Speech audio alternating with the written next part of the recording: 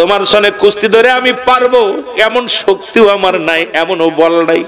জুনাইদ রে, আমি তোমার কুস্তি ধরার আগে মরে তো যাব, কুস্তি ধরে তুমি আমাকে মেরে ফেলবে, একাসারে দুনিয়া থেকে বিদায় করে দিবা।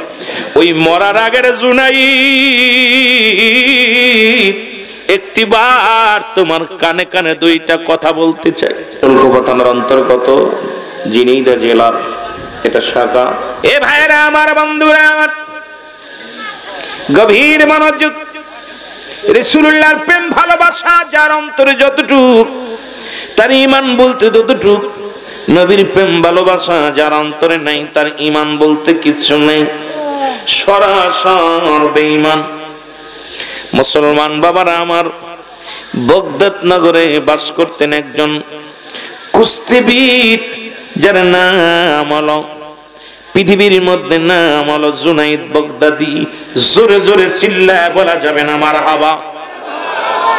নাম কি? জোরে বলেন, নামটা কি? জুনাইদ। এমন এমন সলকোপার জমিনে এমন নেতা আছে, এমন শক্তিশালী মানুষ আছে, তৎকালীন জামানায় বগদাদ নগরের মধ্যে যার বাড়ি, এই জমিনের মধ্যে সবচাইতে শক্তিবীর, শক্তিশালী একজন দানব, এমন একজন মানব, তার নাম হলো জুনাইদ বগদাদি। জুনাইদ বগদাদ, এই বগদাদ নগরে বাড়ি হওয়ার জন্য নাম হলো বগদাদ, কিন্তু আসলে নাম তার জুনাইদ। এই জুনাইদ ছিল কুস্তিবীর। তৎকালীন জামানায় জুনাইদের সঙ্গে কুস্তি ধরে কেউ পারতেন না। তৎকালীন জামানায় ওনার সঙ্গে কোন ব্যক্তি গায়ের বলে পারতেন না, শক্তিতে পারতেন না।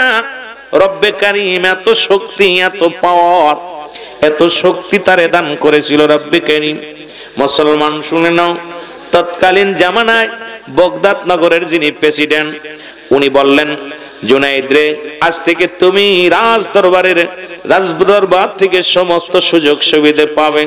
তুমি রাজদরবার থেকে সারা পৃথিবীর মধ্যে কুস্তি ধরার জন্য যাবে, এখান থেকে তোমার ভাতা দেয়া হবে, বেতন দেয়া হবে। এইটা মুসলমান তৎকালীন জামানায়, তখন বগদাদ নগর থেকে, রাজদরবার থেকে সমস্ত সুযোগ সুবিধা পেয়ে গেলেন। আর সুযোগ সুবিধা পাওয়ার পর সরকারি খাবার, সরকারি পোশাক, সরকারি সব কিছু বহন করার পর বগদাদ নগরের বীর আরো শক্তিশালী হয়ে গেলেন।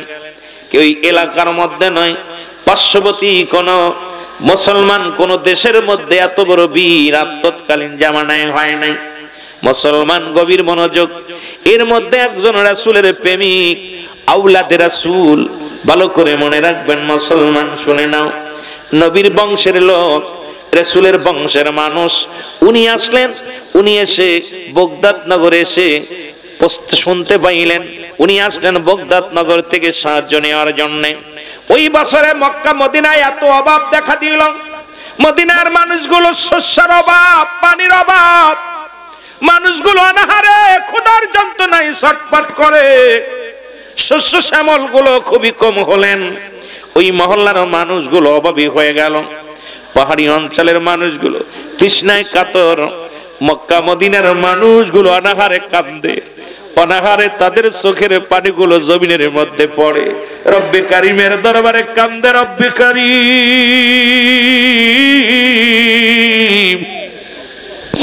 রব্বে কারিম গো, এই মক্কা মদিনার এই মরু প্রান্তরে আমরা জীবন জীবিকা অর্জন করা বড় কষ্ট হয় রে রব্বে কারীম। এরে মুসলমান আওলাদে রাসূল,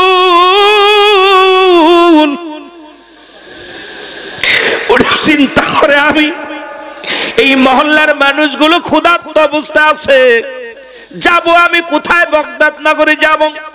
উনি বগদাদ নগরে আসলেন সাহায্যের জন্য, কিন্তু চিন্তা করে, আরে যদি আমি আওলাদে রাসূল হয়ে মানুষের কাছে হাত বাড়াই, মানুষের কাছে সাহায্য চাই, আমার নবীজিকে ছোট করা হবে, ইসলাম ধর্মকে ছোট করা হবে, ইসলাম ধর্ম কলঙ্কিত হবে। সুতরাং মানুষ বলবে, আরে নবী বংশের মানুষ মানুষের সাহায্য চায়, নবী বংশের মানুষ মানুষের কাছে দরিদ্র হওয়ার কারণে মানুষের থেকে সাহায্য সহযোগিতা চায়। আমার নবীর মুখটা বলি, আমার মুখ নবীর মুখটা ছোট হয়ে যাবে, ইসলামটাকে ছোট করা হবে। না না, আমি বগদাদ নগরে এসেছি, তবে মানুষের কাছে হাত বাড়াবো না। আমি যে কোনো কৌশলে, যে কোনো বিনিময়, আমি নবী বংশের মানুষের মুখে আহারের জন্য জোগাড় করব, কিছু অন্ন জোগাড় করব। জোরে জোরে বলেন মারহাবা। এর মদিনা মদিনা আশিক মুমিনের ঠিকানা, বলো না মদিনা। ভাই সাউন্ড বাড়ান, আরো জোরে বলেন মদিনা মদিনা। আওয়াজ না টানলে কথা বলতে পারবো না। আশিক মুমিনের ঠিকানা, বলো না মদিনা মদিনা। আয় হায় দিদার ছেড়ে কাঁদো তোমরা, দিদার ছেড়ে কাঁদো তোমরা, হও না নবীর দিওয়ানা মদিনা। সবাই মহব্বতে বলো মদিনা মদিনা আশিক মুমিনের ঠিকানা, বলো না মদিনা।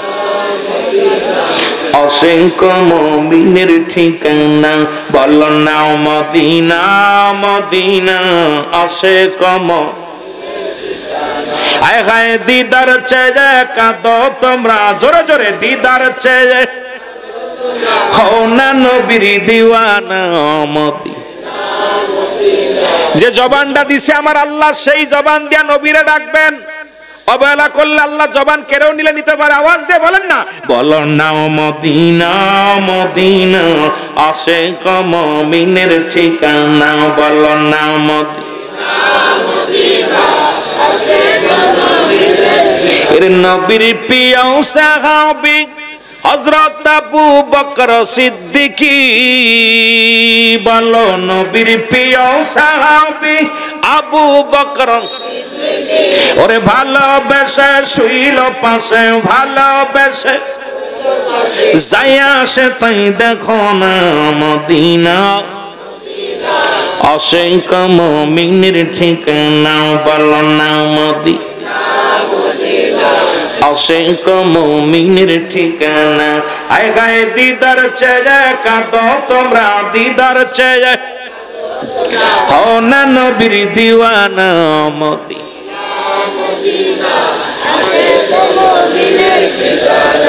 কালো হাফসি বেলালে ভালোবাসলো ওই নবীকে। ও আশিকেরা, নবী একবার তোর প্রিয় হয়ে গেলে আল্লাহ প্রিয় হয়ে যাবে। এর কালো হাফসি বেলালে ভালোবাসলো ওই নবীকে। ওরে ইসলামের পথ মোহাম্মদ জিন, ইসলামের পথ মোহাম্মদ জিন বানাইলেন রব্বানা মদিনা। নবীর প্রেমিকেরা জোরে জোরে বলো মদিনা মদিনা। আয় হায় দিদার ছেড়ে কাঁদো তোমরা, দিদার ছেড়ে কাঁদো তোমরা, হও না নবীর দিওয়ানা মদিনা। আশিক মুমিনের ঠিকানা, বলো না মদিনা। এ নবীর প্রিয় উম্মতিরা রে,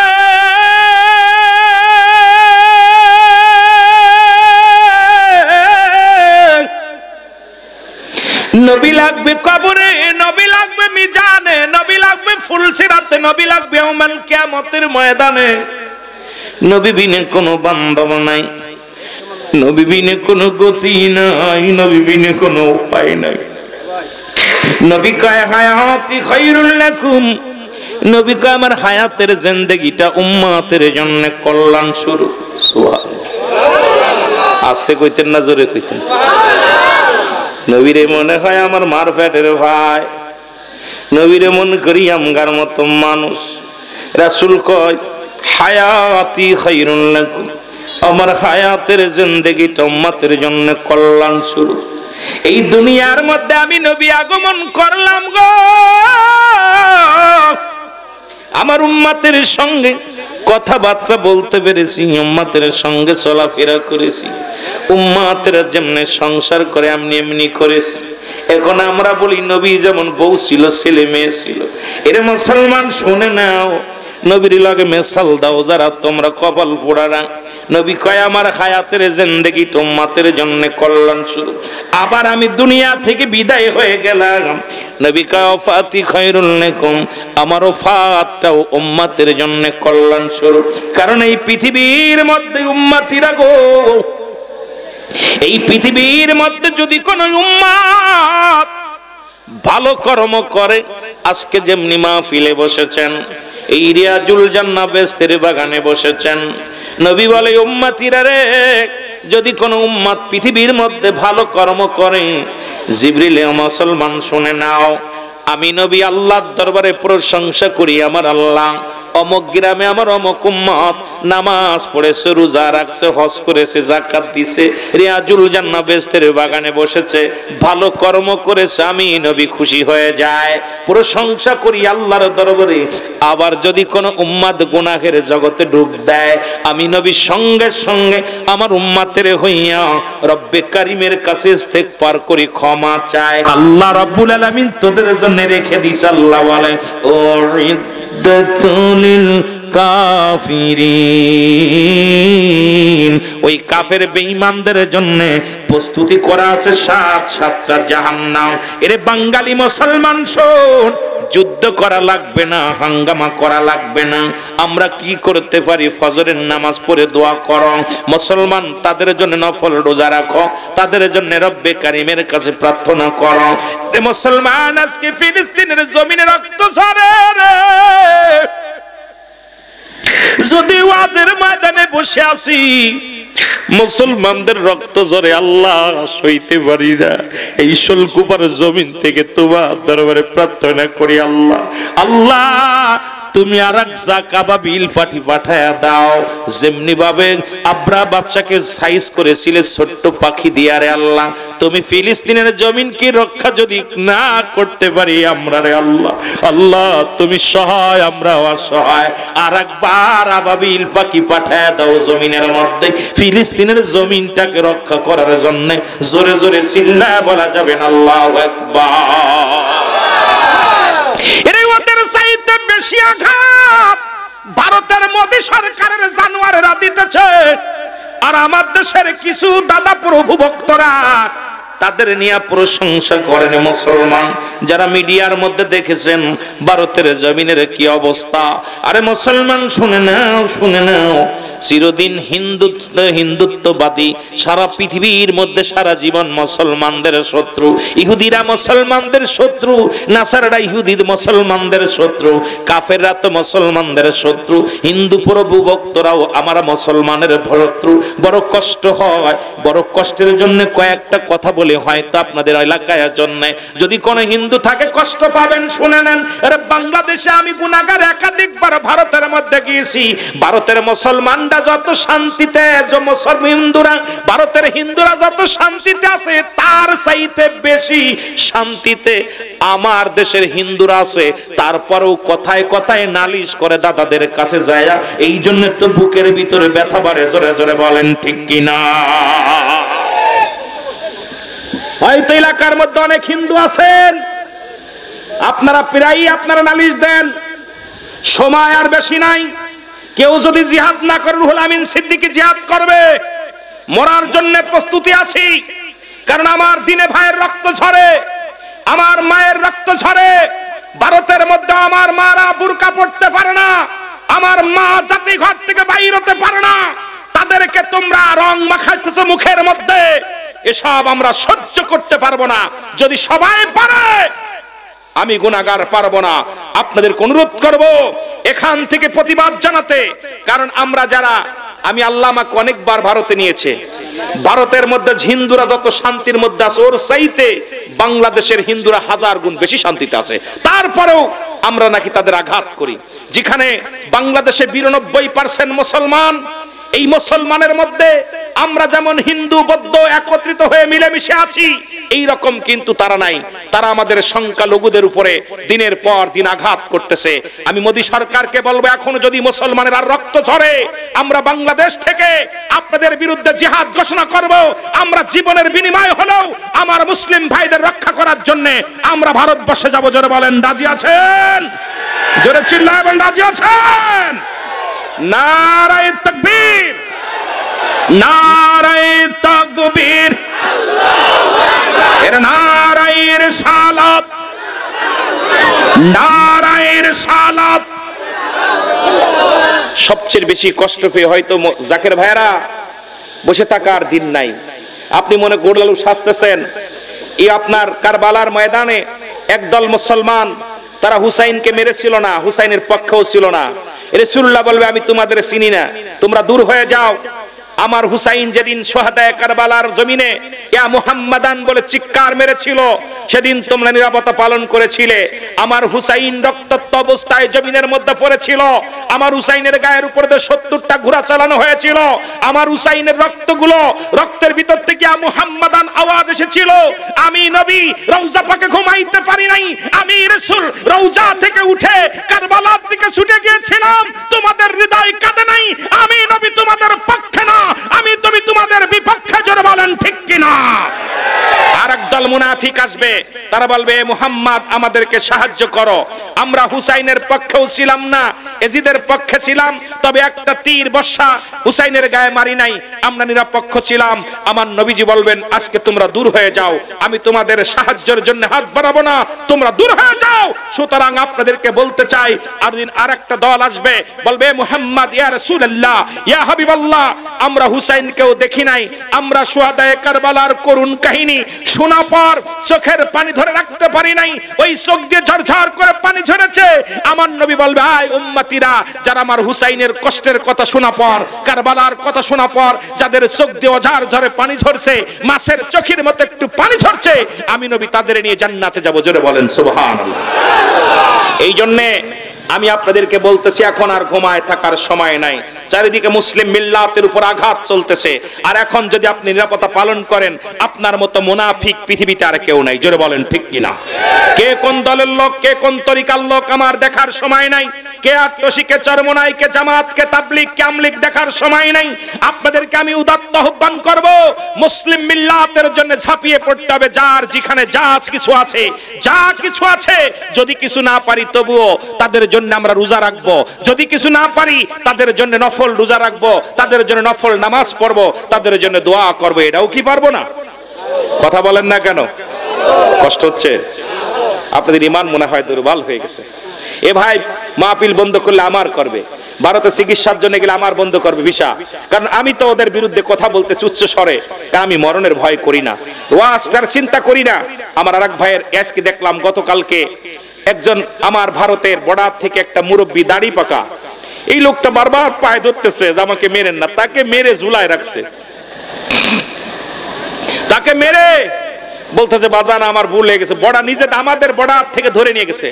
এগুলো দেখে যারা এখনো ভারত ভারত ভারত চারিদিকে আমাদের চিরশত্রু, তারা বন্ধু হতে পারে না। তারা আমার বন্ধু না, বন্ধু হলে আমার মুসলিমদের উপর আঘাত করতে পারে না, কারণ আমরা তো কোনো জাতিকে আঘাত করি না, মুসলিম জাতি মরতে হবে। এ আমার ভাইরা, আমার বন্ধুরা, আমার গভীর মনোযোগ। এ যুবক, যে কথাগুলো আমি বলতেছিলাম দিলের কান্ডা লাগা শোনো। আশিকে রাসূল ডাক দিয়ে বলেন কোথায়? বগদাদ নগরের প্রধানকে ডাক দিয়ে বলে হুজুর, আমি যিনি কুস্তিবীর, এই যে জুনাইদের সঙ্গে আমি কুস্তি ধরতে চাই, মনে আছে? কথা বলেন, মনে আছে? কুস্তি ধরতে চাই। প্রধান ডাক দিয়ে বলে বাবা, তুমি দাড়িওয়ালা, তুমি টুপিওয়ালা, তুমি আসছো জুনাইদের সঙ্গে কুস্তি ধরতে, যার সনে কুস্তি ধরে কেউ পারে না, যার সনে আজ পর্যন্ত যাকে পরাজয় করাতে পারে না কোনো বীর, তার লগে মরার জন্য তুমি আসছো। ভালো বাবা, তুমি চলে যাও। বাবা তুমি চলে যাও। আল্লাহু আকবার। কথা বলেন কেন পাশে ভাই? আওয়াজ দিবেন না, ডিস্টার্ব হইলে এর জন্য দায়ী থাকবেন আপনারা।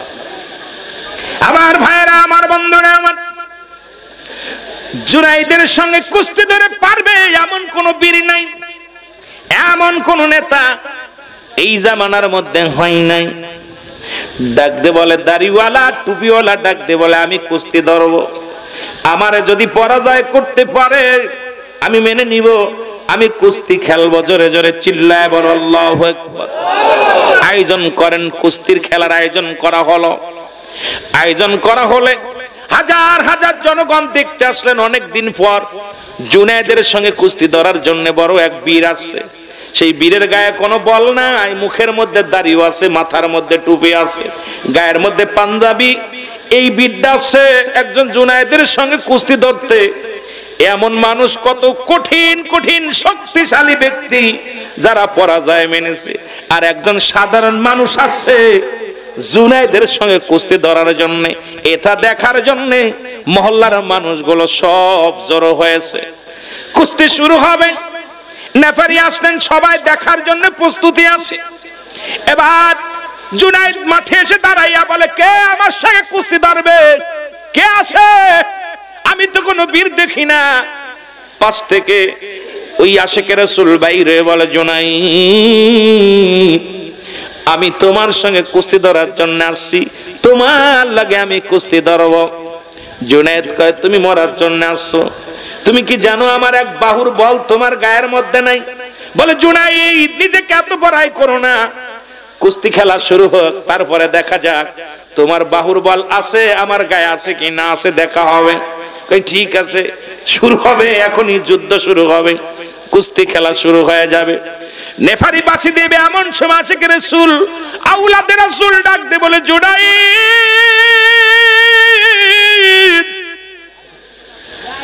জুনায়েদ রে,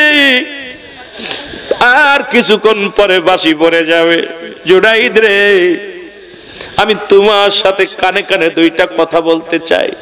জুনায়েদ বলে, তুমি আমার প্রতিদ্বন্দ্বী, তোমার লাগে কি কথা আছে?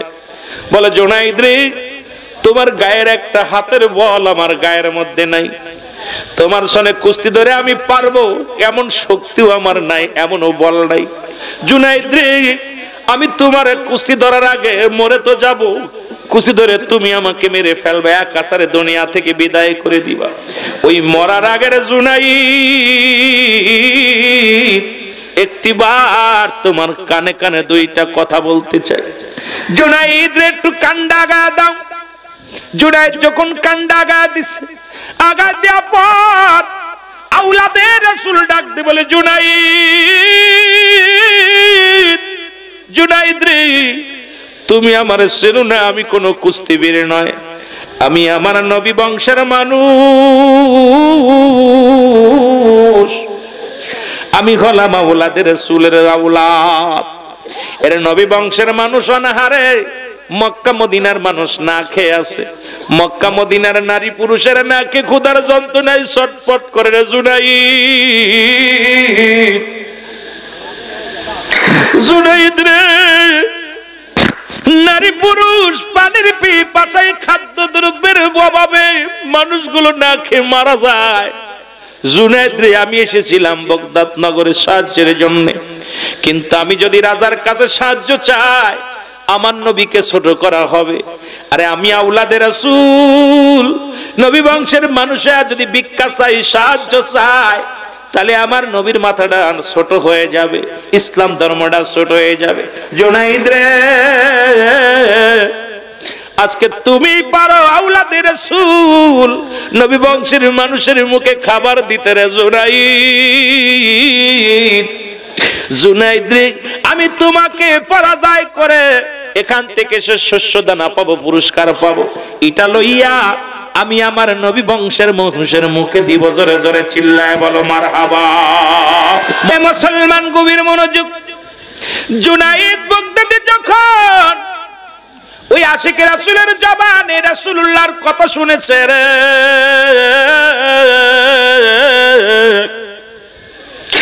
এর নবী বংশের মানুষ যখন পরিচয় পেয়েছে, জুনায়েদ দুটি চোখের পানিগুলো ছেড়ে দিছে। রব্বে কারিম রে ডাক দে বলে, রব্বে কারিম,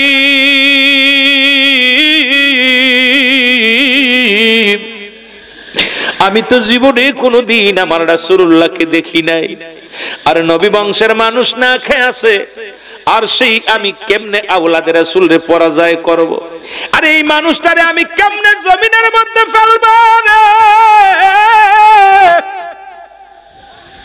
আমি আওলাদে রাসূলকে কেমনে পরাজয় করব? এই বলিয়া উপরের দিকে তাকাইয়া ডাক দে বলে রব্বে কারীম। একে তো হলো বগদাদ নগরের শান, আমার কাছে এখন বগদাদ নগরের ইজ্জত। যদি বগদাদ নগরে আমি যদি হার মেনে যাই, আমি যদি পরাজয় মেনে যাই, বগদাদ নগরের ইজ্জত থাকবে না। আর আমি যদি আজকে যদি জিতে যাই, আমার আউলাদের রাসূল এসেছে, আউলাদের রাসূলকে জমিনের মধ্যে যদি ফেলে আঘাত করি, আর আমার নবী বংশের মানুষ যদি না খেয়ে মারা যায়, আমি আল্লাহর দরবারে কি জবাব দিব? আমি রব্বে কারীমের দরবারে কোনো জবাব দিতে পারবো না। এরা মুসলমান বাসি পড়ে গেল, নেফারি বাসি দিল রে। জুনাইদ এক পাশে দাঁড়ায় আছে, মাঠের এক কোণার দাঁড়ায় আছে। লোকজন কয় জুনাইদ ধরো, জুনাইদ কোনো কথা বলে না, এক পাশে দাঁড়ায় আছে। এবার আউলাদের রাসূল আসিয়া জুনাইদকে ধাক্কা মেরে জমিনের মধ্যে ফেলে দিছে। জুনাইদকে ফেলে দিয়া বুকের পরে উঠিয়া উল্লাস করতে লাগলো। মুসলমান শুনে নাও গভীর মনোযোগ, যখন উল্লাস করতে শুরু করেছে, সব লোকজন জুনাইদকে গালিগালাজ শুরু করেছে। জুনাইদ, তুমি একটা সাধারণ মানুষের কাছে পরাজয় মানো, আরে বগদাদ নগরের শান তুমি নষ্ট করলা, ইজ্জত নষ্ট করলা। জুনাইদ কোনো কথা বলে না। আবার দ্বিতীয়বার যখন কুস্তি শুরু হবে, বাসি পড়ে গেছে, জুনাইদ দাঁড়ায় আছে। আবার আউলাদের রাসূল আসিয়া মুসলমান জুনাইদকে বুকের সঙ্গে জড়ায়া ধরেছে।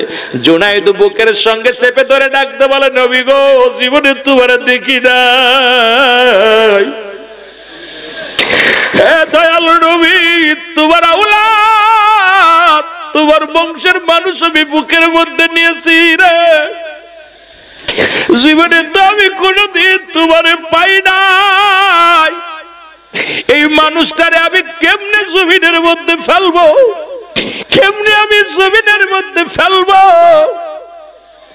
না না, আমি এই মানুষটারে ফেলতে পারবো না। জুনাইদ দ্বিতীয়বার পরাজয় মানলেন। তৃতীয়বার সবাই বলে, জুনাইদ, জুনাইদ রে, তুমি বগদাদ নগরের শান শৌকত সব নষ্ট করে দিলা।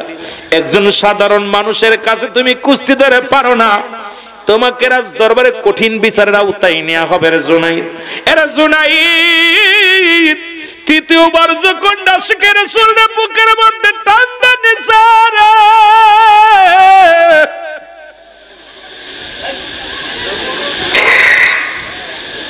এরা মুসলমান যখন টানতে দিয়া চিৎকার মেরে বলে, ইয়া রাসূলুল্লাহ, ইয়া হাবিবাল্লাহ, নবী গো, জীবনে আপনার পদধূলি পাই নাই, নবী গো, জীবনে আপনার চেহারা মুবারক দেখি নাই। ইয়া রাসূলুল্লাহ, ইয়া হাবিবাল্লাহ, আজকে আপনার আওলাদ আপনার আশিক রে পেয়ে বুকের মধ্যে লাগাইছি। ইয়া রাসূলুল্লাহ, আমার জীবন ধন্য। আমি এই মানুষটার জীবনে কোনোদিন আমি মাটির মধ্যে ফেলতে পারবো না, জীবনে কোনোদিন তাকে আমি পরাজয় করাতে পারবো না। জমিনের মধ্যে পড়ে গেলেন। তৃতীয়বার জয়লাভ করলেন। জোরে জোরে চিল্লায় বলেন মারহাবা।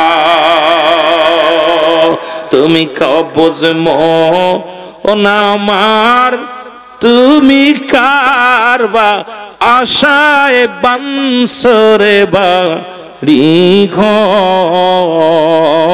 বুঝমন আমার তুমি, ও বুঝমন আমার তুমি কারবা আশায় বানসরে বাড়ি। উপর তালায় বাতিরে জলে, উপর তালায় বাতিরে জলে, নিস্তালায় তার অন্ধকার। তুমি কারবা আশায় বানসরে বাড়ি ঘর। বুঝমন আমার তুমি, ও বুঝমন আমার তুমি কারবা আশায় বানসরে বাড়ি ঘর। বুঝমন আমার, বুঝমন আমার, পাগল মন আমার তুমি কারবা আশায় বানসরে বাড়ি ঘর। রে উপর তালায় বাতিরে জলে উপর তালায়, বাতিরে জলে নিস্তালায় তার অন্ধকার তুমি কারবা আশায় বানসরে বাড়ি ঘর। বুঝমন আমার তুমি, পাগল মন আমার তুমি, কারবা আশায় বানসরে বাড়ি। যাদের জন্যে করলা গো কামাই কেউ তো তোমার নয়, যাদের জন্যে করছো গো কামাই কেউ তো তোমার নাই। সবাই তোমায় দিবে রে একদিন জনমের বিদায়, সবাই একদিন দিবে রে তোমায় জনমের বিদায়। বুঝমন আমার পাগল মন আমার তুমি কার আশায় বানসরে দালান ঘর। বুঝমন আমার মন আমার তুমি কারবা আশায় বানসরে উপর তালায়, বাতিরে জলে উপর তালায়, বাতিরে জল নিচের তালায় অন্ধকার তুমি কারবা আশায় বানসরে বাড়ি ঘর। বুঝমন আমার মন আমার তুমি কারবা আশায় বানসরে বাড়ি ঘর। আল্লাহুম্মা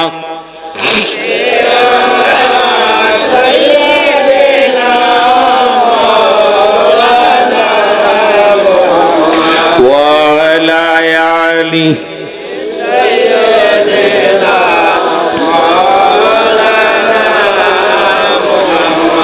এ ভাইরা আমার, বন্ধুরা আমার, তিনবার পরাজয় করল গো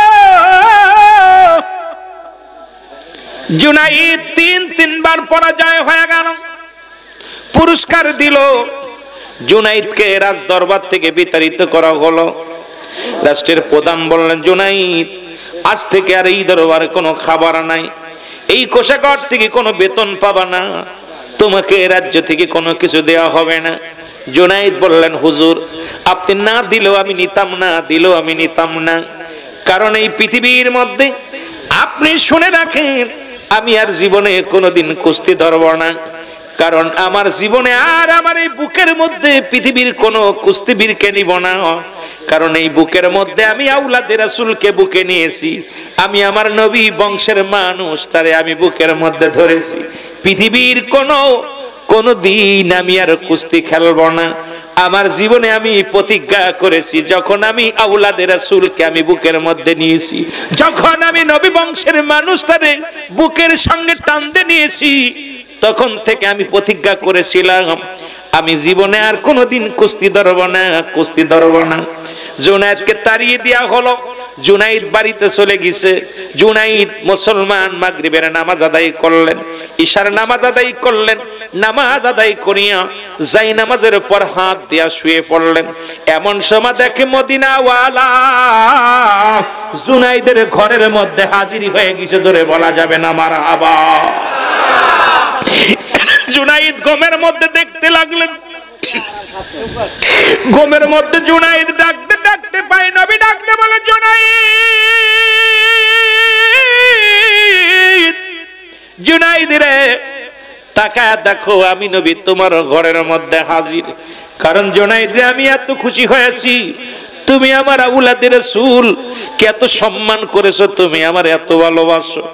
আরে আমার নামি নবীরে ভালোবেসে আমার বংশের মানুষের গায়ে তুমি হাত দাও না।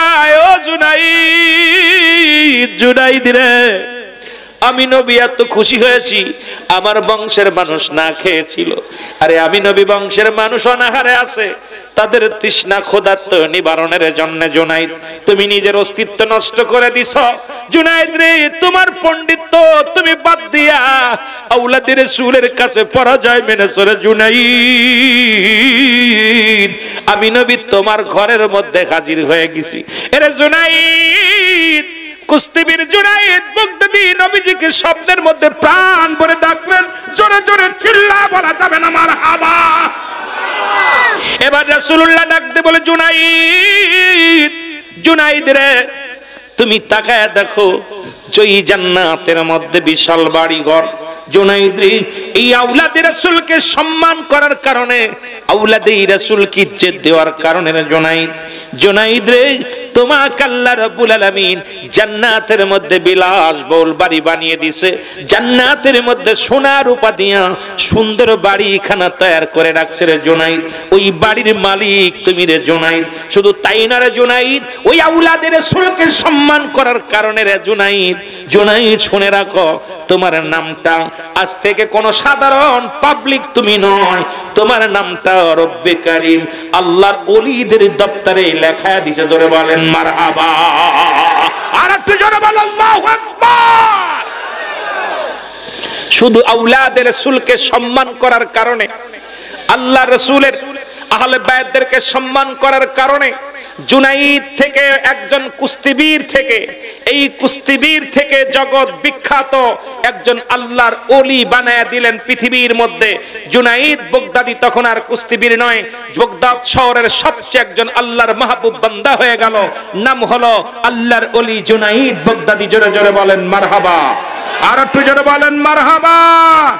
যাদের কথা আল্লাহ বলে সূরা ইউনূসের মধ্যে 11 নম্বর পারা 62 নম্বর আয়াত, আল্লাহ বলে আলা সাবধান, ইন্না নিশ্চয়, আলা ইন্না উলিল্লাহি, আল্লাহর তরফ থেকে যারা ওলি হয়, লা নাই খাউফুন শব্দের অর্থ ভয়, ওয়ালা যদি অবস্থান করে হুমতের উপরে হাজানুন, তাদের কোনো চিন্তা নাই, ভাবনা নাই। জোরে জোরে চিল্লায় বলো মারহাবা। আর একটু জোরে বলো আল্লাহু আকবার। এই আওলাদে রাসূল বাবারা আমার গভীর মনোযোগ শুনে রাখেন। এবার আল্লাহর ওলি হয়ে গেল জুনাইদ বাগদাদী। আর এই জুনাইদ বাগদাদীর বাড়ি চুরি করতে এসেছিল তৎকালীন জামানার এক চোর, নাম হলো হাতকাটা সাবেত। নাম কি? হাতকাটা সাবেত। চোরও আল্লাহর ওলি হয়ে গেছে। এবারে ওলি আল্লাহর প্রেমিকেরা শোনেন তরিকাতের ওয়াজ। আমি শুধু বোঝানোর জন্য অনেক লম্বা আলোচনা, এত ফস করে শেষ করতে পারবো না। নাম হলো হাতকাটা সাবেত। উনি চুরি করতে যাওয়ার পর ধরা পড়ছে। তৎকালীন জামানায় বাগদাদ নগরে আইন ছিল, কোন ব্যক্তি চুরি করলে তার হাত কেটে দেওয়া হবে, জিনা করলে তাকে কতল করা হবে, মিথ্যা বললে তার জিহ্বা কাটা হবে। আইন হলো এটা বাগদাদ শহরে। তৎকালীন জামানায় যখন চুরি করতে যে ধরা পড়ছে, সাবেদের ডান হাতটা কেটে দিছে। নাম হলো হাত কাটা সাবেদ। নাম কি? জোরে বলেন না, নাম কি? হাত কাটা সাবেদ। এই সাবেদ ওকে কি করছে বাবারা আমার, গভীর মনোযোগ। উনি চুরি করবে তো করবে, আল্লাহর ওলির ঘরের মধ্যে চুরি করতে আইছে। আপনার জুনাইদ বাগদাদী ঘরের মধ্যে এমন ইবাদত উনি বন্দেগী করতেন, ঘরের দরজা দিতেন না। এমন চুরি কাল্লার ধ্যানে সবসময় রাত দিন 24 ঘন্টা রব্বে কারিমের ধ্যানে পাগল থাকতেন। দুনিয়ার কোনো মুখাপেক্ষী ছিল না, রব্বে কারিমের মুখাপেক্ষী ছিল জুনাইদ বাগদাদী। এমন আল্লাহর পাগল ছিল। ওদিন রাত্রে চুরি করতে আসছে হাত কাটা সাবেদ জুনাইদ বাগদাদীর ঘরে। আইয়া কয়টা যায় নামাজ পাইছে, কয়টা পুরন কিতাব পাইছে, কোরআন শরীফ পাইছে, তসবিহ পাইছে, কয়টা রুমাল পাইছে। মানে আর ওনার ঘরের মধ্যে কিচ্ছু নাই। আর আমাদের দেশের ওলি আল্লাহদের ঘরের মধ্যে, আমাদের দেশের পীররা বাড়ি ঘর দেখলে মাথা খারাপ হয়ে যায়। জুনাইদ বাগদাদী এত বড় জনপ্রিয় একজন বিখ্যাত আল্লাহর ওলি, সে দুনিয়ার কোনো মুখাপেক্ষী ছিল না। আর আমার দেশের পীর সাহেবদের বাড়ি ঘর, আমার দেশের পীর সাহেবের 50 বিঘা 100 বিঘা জমির মালিক, আমার দেশের পীরের আওলাদের এত জমি জমা, কইতে গেলে অনেকের আবার গায়ে পড়বো, কষ্ট পাবো। কিন্তু আল্লাহর ওলি যারা দুনিয়ার কোনো মুখাপেক্ষী না, আল্লাহর মুখাপেক্ষী, যারা দুনিয়ার মধ্যে জীবনটাকে বরবাদ করে দিছে আল্লাহ আল্লাহ রাসূলের জন্য। জোরে বলেন না মারহাবা। আর একটু জোরে বলেন না। আর আমাদের দেশের পীর সাহেবদের ছেলে মেয়ের চলাচলতি, টাকা পয়সা, ধন সম্পদ এত পরিমাণ, বাবারে বাবা, বাবার নামে এত বিঘা, মায়ের নামে এত বিঘা, মানুষ মেরে ফেলে লাথি মেরা, মায়েরা জমি জমা দখল করে নেয়, এমনও পীর আছে। জোরে বলেন ঠিক কিনা? জোরে বলেন আছে না? জুনাইদ বাগদাদীর ঘরে চুরি করতে আসছে হাত কাটা সাবেদ। চুরি কইরা বানতেছে, বাইন্দা ওই পুরন কাপড় চুপড় পাঞ্জাবি, কয়েকটা পাঞ্জাবি পায়জামা টুপি এইগুলো চুরি কইরা একটা টুপলা মেরে বাঁধবে। এখন বাঁধতে যাচ্ছে, বাঁধতে পারে না, কেন একটা হাত নাই, এক হাত দিয়ে পাঞ্জাবি দিয়া বাঁধতে গেছে।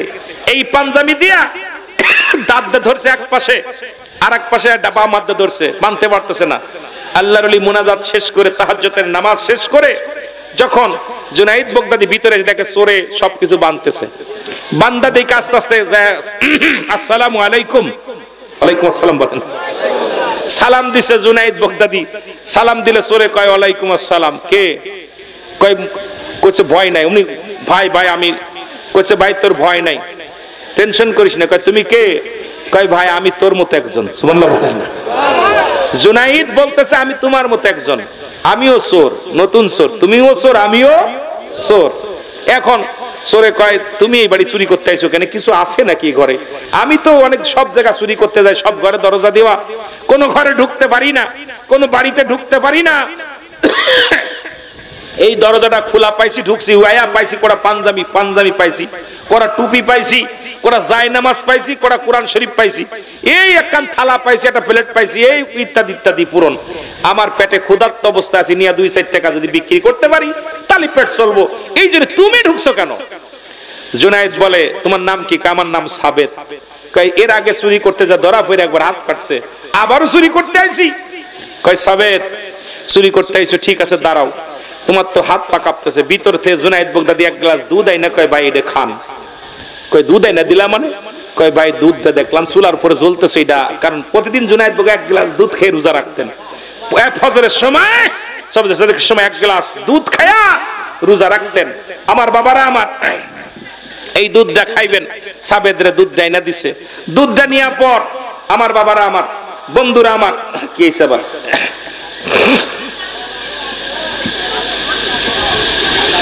হুজুরের আলোচনায় চলতেছে রে ভাই, সব বিষয় নিয়ে কথা বোঝেননি। তরিকাতের আলোচনা এত সহজ না, একটু সময় লাগে। এটা করতে গেলে, একটা সাবজেক্ট নিয়ে কথা কইতে গেলে সময় লাগে। এবার হাত কাটা সাবেত কি করে জানেন? কইছে ভাই আমি কিন্তু তোমার ভাগ টাক দেব না। কয় ভাগ লাগবে না, আপনি আপনার সাথে আমি প্রশিক্ষণ নিব। সবকিছু গুছাই গাছাই দিয়ে বাইন্দা দিয়া মাথায় কইছে আমার মাথায় উঠাই দেন, আমি নিয়ে যাই। এইবার জুনাইদ বাগদাদি মাথায় নিছে, মাথায় নিয়ে রওনা দিছে। আর পিছনে পিছনে সাবেত যায়, বাগদাদি হাঁটতে পারে না। এই বাগদাদি আর পিছন থেকে সাবেত লাথি মারে, ঘুষি মারে, তাড়াতাড়ি হাঁট, তাড়াতাড়ি হাঁট। জুনাইদ বাগদাদি অনেক কষ্ট করে উঠছে, যায় দেখে একটা উঁচু জায়গা, হাঁটতে পারে নাই। জুনাইদ বাগদাদি বুঝা নিয়ে পড়ে গেছে। পড়ে গেলে সাবেত দইরা জুনাইদের 2-3টা সর মারছে মুখের মধ্যে, জোরে জোরে সর মারছে। সর খায়া জুনাইদ কান্দে। কয় চুরি করতে আইছিস, পারিস না, কান্দিস কেন? কয় আমি আমারই দোষ, দেন আবার মাথা উঠাই দেন। নিয়া সাবেদের বাড়ি নিয়ে টুপলা রাইখা বলতেছে ভাই আমি যাই। কয় তুই তো যাবি, এত কষ্ট করে নিয়ে আলি, কিছু ভাগ নেই। জুনাইদ বাগদাদি কইছে আমার ভাগ লাগবে না ভাই, আসলে আপনার ঠিক মতো আমি আপনার যত্ন করতে পারি নাই, আপনি এত কষ্ট করে চুরি করলেন, আপনার আমি উপকার করতে পারি নাই। যাই হোক, যদি আবার কোনোদিন সাক্ষাৎ হয় ইনশাল্লাহ আপনার উপকার করবো। সুবহানাল্লাহ বলেন না। কয়া চলে গেছে। এখন হাত কাটা সাবেত চিন্তা করে এই লোকটারে গালিগালাজ করলাম, মারলাম, কত গালি দিলাম, কিন্তু কোনো প্রতিবাদ করলো না। এই লোকটা তো সাধারণ কোনো মানুষ হতে পারে না, এই লোকটা ভাগও নিল না, এই লোকটা সাধারণ কোনো মানুষ হতে পারে না। উনি রাত দিন চলে গেছে, এবার সকাল হয়েছে। সকাল হলে খোঁজ নিতে নিতে আস্তে আস্তে আসছে। আয়া মানুষকে জিজ্ঞাসা, ভাই এই লোকটার বাড়ি, ওই লোকটা, ওই যে বাড়ি, এই বাড়িওয়ালার মালিকের নাম কি? আরে ভাই ওই বাড়ি চেনেন না আপনারা? না তো। কয় এই বাড়ির মালিক যিনি চিন্তা জগৎ বিখ্যাত একজন আল্লাহর ওলি, নাম হলো জুনাইদ বাগদাদি। সুবহানাল্লাহ বলেন না। আপনি তারা চেনেন না? আপনার বাড়ি কই? আমার বাড়ি তো পাশের গ্রামে। কইতে এই এত বড় একজন আল্লাহর ওলি আমি বড় মাওলানারা চেনেন না? উনি যায় দেখে, যায় নামাজের মধ্যে বয়া আপনার জুনাইদ বাগদাদি আল্লাহর দরবারে কাঁদতেছে, আল্লাহ গত রাত্রে যে চোর এসেছিল আমার ঘরে, তারে ঠিক মতো যত্ন করতে পারি নাই, আমার ঘরে তো নেয়ার মতো কিছু নাই, লোকটা মনে হয় অভাবী মানুষ, অভাবী বইরা আমার বাড়ি আছে। আর আমার দেশের মানুষ ঢাকা শহরে বিশ্ববিদ্যালয় চোরে পিটায় মারে, চোরে খাওয়ায় আর মারে, জোরে কোন ঠিক কিনা? জুনাইদ যায় দেখে আল্লাহর দরবারে কান্দে, আল্লাহ ওই আমাকে তুমি এমন শক্তি দাও নাই যে আমি তার এমন ভাবে যত্ন করব, আল্লাহ তুমি আমারে মাফ করে দিও, লোকটাকে তো আমি যত্ন করতে পারি নাই।